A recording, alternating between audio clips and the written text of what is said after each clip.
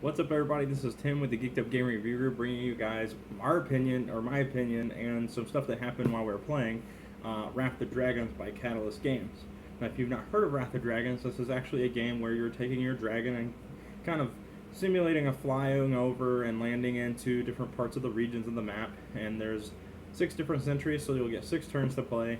And you get the opportunity to level up and gain more powers, and as the centuries go on, you'll get the opportunity to do different actions. And if you're playing with 2 people, there's a unique mechanic which makes two basically like bot fighting dragons that are coming in, and they're going to take one material from each thing and everything. But what's really cool is that this game is just a lot of fun. It's a really great game, and I'm surprised I haven't seen more videos on YouTube for it, or a lot of more reviews for it. This game has got a lot of stuff going on in it when you're playing it, and it's really neat to take a dragon and be able to do the type of stuff like eating sheep and taking over nobles, and you're really just trying to wreck the town and wreck all these different regions of the map. It's just a lot of fun, and I think that the game needs a little bit more credit than what it's got. The pieces in it, some from other videos that I watched, yeah, they do kind of replicate that Settlers of Catan, and kind of not a very good, not a very sturdy. Like, it feels like if you drop it, they'll break because they're wood, but they don't feel like they're a really strong piece of wood. But beggars can't be choosers, and I think that maybe using that material might have saved them a couple dollars in the game, to where they didn't have to put that into the retail price. So there's a lot of components. The board is very big. It's a really fun game, and I've probably said that like 30 times. But I just can't, like, if you've watched Game of Thrones, and if you haven't seen Game of Thrones up to this point, then you probably don't want to hear what I'm saying if you do watch it.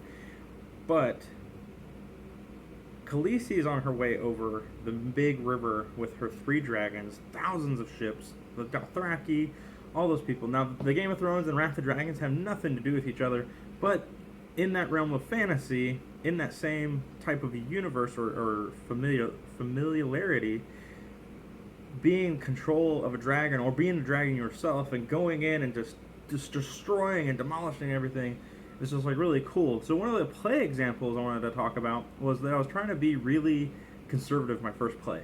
Really didn't know what was going on. I was kind of learning the game, and I lost by like 9 points, and Anna beat me. So no big deal. So the next time, I'm using all my cards in my hand. So you get cards, and I'm using every card that I can, sucking out resources, but then gaining resources back. And then I ended up losing again, but this time only by like 3 or 4 points. So it was really cool that because Anna knew that she had a lot of resources, and she was able to be like, she knew that she was in the lead, but she didn't know how far out in the lead she was. She thought she was like blowing me out of the water because I kept burning resources, but I was gaining resources in that same aspect. So that, and it's very crucial to, there's 2 chips in the game. There's the one where it allows you to attack first, and then there's the other one that lets you do the first action of either taking 2 gold or 2 sheep, the lair action. So it's very crucial to have either both of those or at least one of them, because if they're getting the lair ability and the attack ability, and they're both going first, it's making it really difficult for you unless you have the token that allows 2 dragons to be in the same area. I can't remember what the token name is right now, and I should have had it out of the box as a reference, but I don't. But anyways, so it's very crucial to have those, and it's a neat mechanic. Also on the board, there's another token that's not controllable in a sense.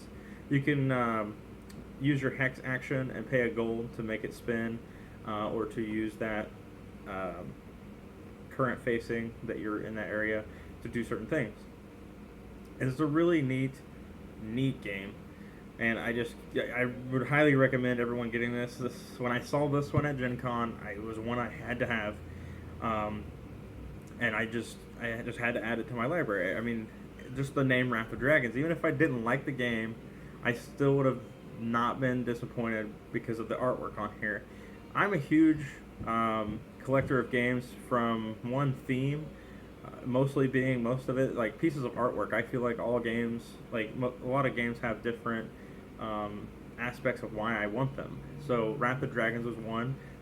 Next week on next Tuesday, we're going to bring a video like this about Simmer.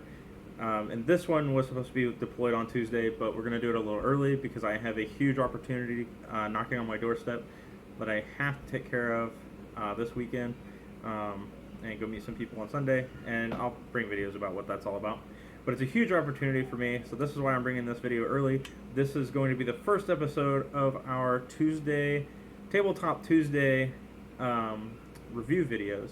So every Tuesday of every week, we're going to bring a review and kind of make a structured thing for our webpage. The written one, it's already up. If you want to check that out, it's already up on the video, or up on the geekedupgaming.weebly.com. And then we have this one, bringing it to you. But anyways, back to the Wrath of Dragons. This is just, all the art in this game is really neat. All the pieces I really like.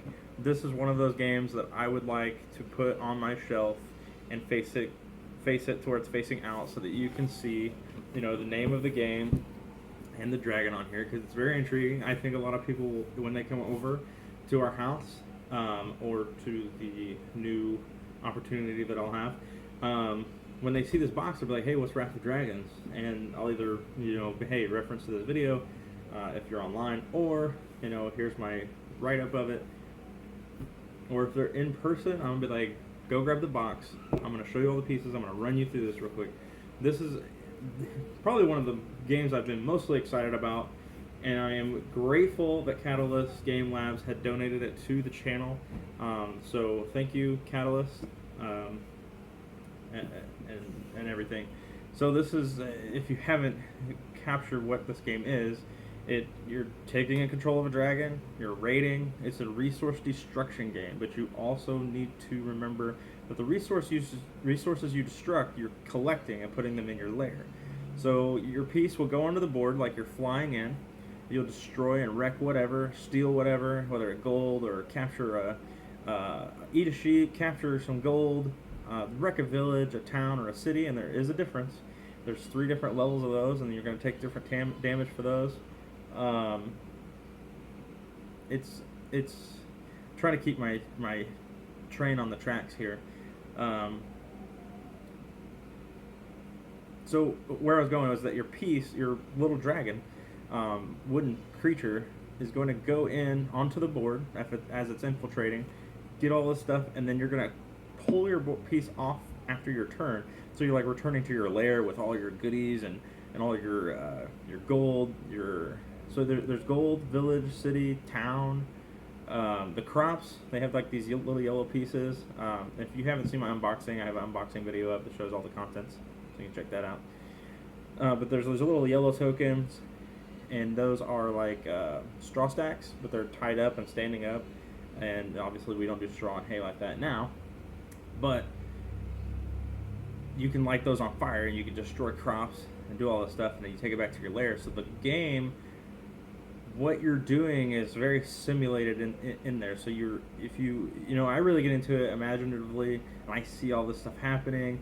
Like I went from Gothia and rotated clockwise all the way over to Gallia, I think it is, the Greenland, and I wrecked every section all the way through, and I had to burn a sheep or eat a sheep for each one of those that I went through. And it was just nuts, and I was just like, yes! And I was having way more fun doing destruction and going through each piece or each part of the board, more than I was trying to get victory points and worrying about points and stuff. I was like, yeah, I just want to go just destroy everything. And it was a lot of fun. So if you guys are looking for a game where you play as a dragon and you're going around and destructing stuff and capturing, what are they called? I don't remember, but they're the purple meeple. And they're like high and mighty guys, not kings or queens. I can't remember what their name is. Anyways, but the purple guys, and you're going around wrecking cities, and this is definitely the game that I would highly recommend by Catalyst Game Labs. It's for ages 13 and up. It's 60 to 90 minutes, and it's 2 to 6 players. Now, the 90 minutes is probably going to be when you're going through the rule book, because it's a lot of pages, but there's a lot of stuff in there.